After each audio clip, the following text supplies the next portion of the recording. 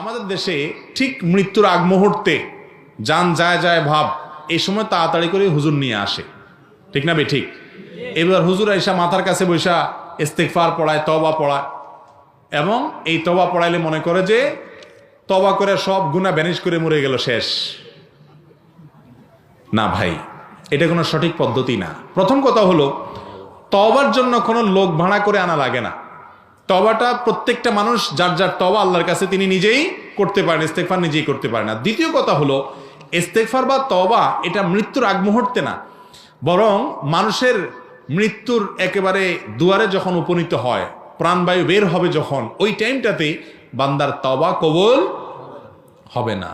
তওবা কবুল হবে শক্ত থাকতে, এবং যখন আপনার বেঁচে থাকার অবস্থা আছে। হ্যাঁ, এটা ঠিক, শয্যাশায়ী হয়ে তিনি জীবনের আশা এখনো করেন, তখন তিনি তওবা করতে পারেন, সেটা ঠিক আছে। কিন্তু